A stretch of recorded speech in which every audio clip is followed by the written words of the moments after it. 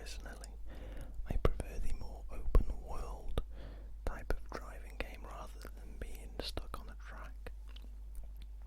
Essentially just doing races over and over and over again. I think as well there are other games that are better suited to that, such as Project Cars, which is one of my personal favourite racing games. But Horizon looks to be able to blow Horizon 2 out of the water, which probably isn't too hard, seeing as I prefer Horizon 1 over 2. Horizon 1 just, it felt like a real festival, where you had just joined and had to work your way up from being a noob to a professional festival race driver. Horizon 2 sort of did away with all of that, and I didn't feel as though I was a noob or anything, so I didn't enjoy it quite as much, and the soundtrack wasn't quite as good as the first one. But number 3 looks very promising. The world is bigger, the graphics are better, and there are just more things to do. They've introduced, also I've read, they've introduced I suppose it's a mechanic or a gameplay thing, where you set up your own festival and gather fans, and you can hire and fire your friends online to drive for you and gain more fans for your festival, which I think is really cool. It really introduces like team playing into Forza, which I enjoy. It's like a team-based mechanic, but you can also sort of slow the progress of your friends if you so choose. I'm thinking maybe of getting the Ultimate Edition, which comes out on or around my birthday, so it might be an early present for me. You get early access to the game by 4 days, in-game cars, exclusively, and a 1 to, is it 1 to 50? I think it's a 1 to 50 scale of the cover car, the cover Lamborghini. Now, I'm not a massive fan of that because it's probably just going to gather dust, but I'm interested in the car packs and the VIP passes and things, because those alone cost about £20,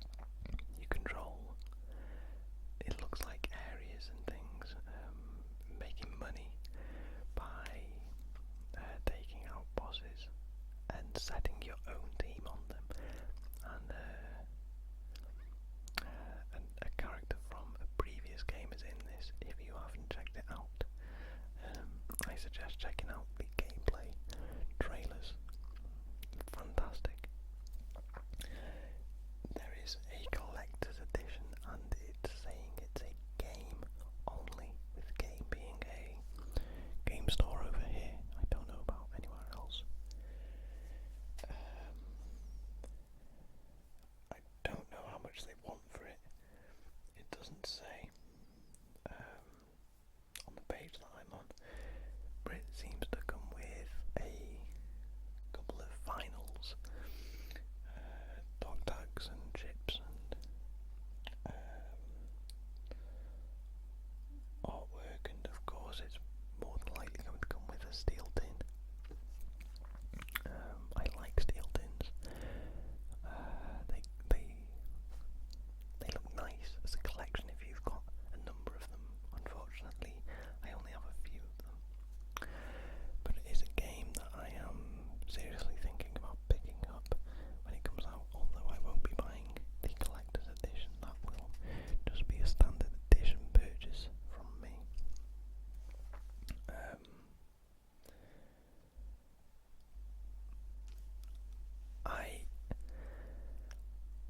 I was very excited for Mafia 2, especially with all the rumours and the hype around it. When it came out, it wasn't what I expected it to be, with all the rumours that have been circulating. But I wasn't let down.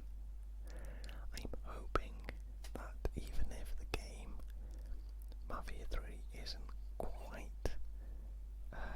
what it's being hyped up to be, I'm still hoping they can pull off a Mafia 2 and make an amazing game. Although I don't think it's being overhyped. It's right bang on in the middle, with it being the perfect kind of hype. I'm really looking forward to it, but I'm not jumping up and down, weeing myself at the mention of it. I'm looking forward to playing it. Whereas No Man's Sky burnt itself out with the hype for me, because they just announced everything in like one big blob of announcements, and it just seemed like that was it. And they didn't speak about anything for a while, and when it came out, there was no build-up. Moving swiftly on. Who's looking forward to Battlefield 1? I am. Yes, Battlefield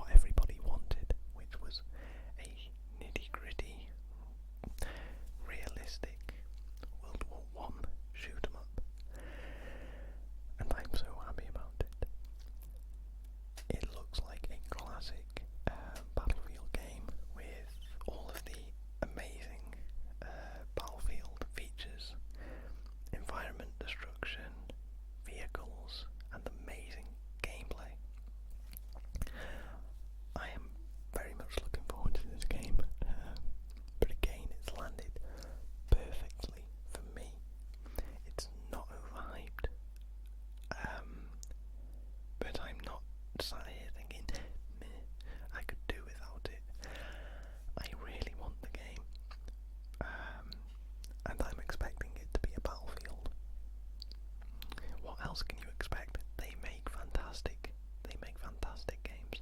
In my opinion, you've got like Call of Duty down here off the bottom of the screen, and then, you know, I can't even reach Battlefield up here.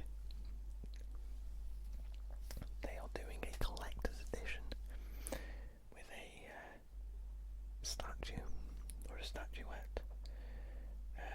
Looks like some artwork and maybe some patches, and it's £180. Now that can stay on the shelf at that price. I won't be purchasing that, but I thought I'd mention that in case people are interested in checking it out for themselves. I have been caught out by the whole expensive pre-orders. The original Black Ops that came with an RCXD, I paid £120 for it, and it was terrible. It was awful. So I'm very wary about buying and spending a lot of money on a game just because it comes with something relatively cool. So I'll be getting the standard edition, or maybe one that comes with you know, maybe a steel tin or something. Now the next one isn't a game, it's a piece of hardware. A disc is hardware. Shh. I mean like hardware. The Sony VR, or the what are they calling it? The PlayStation VR. Same thing. I really want this. I want the PlayStation VR so badly. But I'm sticking to my guns, along with a lot of other people that enjoy VR gaming or are aware of the requirements for VR gaming. I don't believe that the PlayStation 4 will have the capability of running VR as smoothly as they expect it to. Now there are probably a lot of very good demos where it's running smoothly, but I don't think, as games get more advanced for this system and VR, I don't think it's going to keep up, and I don't think it's going to be able to handle it for much longer, which is going to tie in my next little mention of the PlayStation 4K, or the Neo. It's another console that I want. It's the midlife generation console, with slightly beefier specs than the standard PlayStation 4. One that looks to be able to power VR very smoothly. Of course, as you are probably aware if you're a PC gamer or a VR enthusiast, a computer to run VR costs a fair bit of money, which isn't giving me much hope for a cheap midlife PlayStation 4. I'm looking at it being in the mid 600 range, £600, which is a lot for a console. I'll only probably purchase this if they do some sort of scheme with trading in the PlayStation 4. They did a decent scheme when PlayStation 4 and the Xbox One were initially released, and you could trade in your PlayStation 3 and Xbox 360 for a slightly better price than it was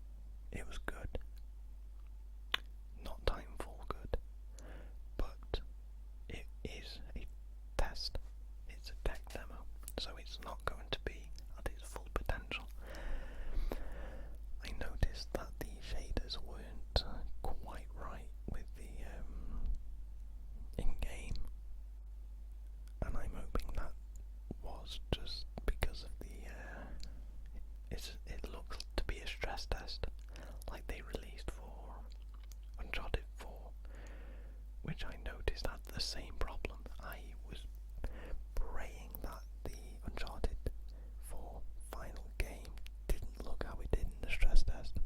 It looked horrible, to be honest. The shading was vile. It was all over the place. But the game was released and it looks beautiful. No shading problems. So I'm assuming it's the same problem again. They introduced new mechanics with the Titans, where it was points to bring in a Titan. Apparently the devs have scrapped this and reverted it back to its timer, which is how it should be. The timer added that.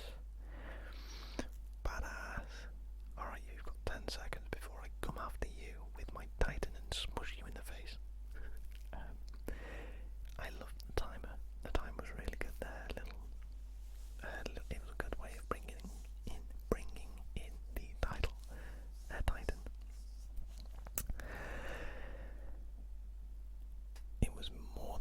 It was probably my controller. I use an aftermarket controller at the minute.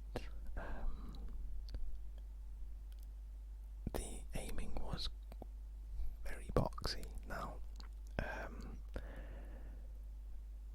I have yet to test anything with my normal controller, the official controller. But I am hoping it is my unofficial aftermarket third-party controller that has a very sort of large dead zoning controls. I noticed it a little bit in Assassin's Creed Unity. It was a little clunky. I've gotten used to it in that game, but you can't in a shooter because you have to be fairly accurate.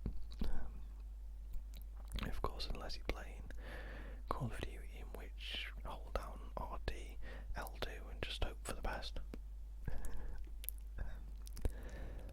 They're essentially the same sort of shooting mechanic. I came up with a theory with all of these changes that made it seem a little more like Call of Duty, especially with the point system for the Titan, with the Titan being a perk. Now, the latest Call of Duty has been slammed as soon as it was announced and a gameplay thing was released. Slammed, which I thought was hilarious because they've mixed it up for years and years. People have been asking, please just change the game, it's the same game every year, we're getting bored. And you get the hardcore fans saying, yeah, same gameplay, woo. But they've mixed it up and it didn't do well. I think with Timefall 2 it was a gap in the market and they've tried to slot it in there and make it more appealing to the Call of Duty players. Titanfall fans have gone, no, you put our Titanfall back. And the devs have gone, oh, okay, which is good. The devs have listened to us. So I'm looking forward to a fair few games. I can't afford them all unless I get a new job, because I won't have a job at the end of September, which funnily enough is when the games that I want start coming out. I can afford one or two of them at the moment, but that's about it. But we'll see how all of that goes. I hope you've enjoyed this ramble. It's been fairly fast-paced, but you know, it's a bit of a discussion as well as something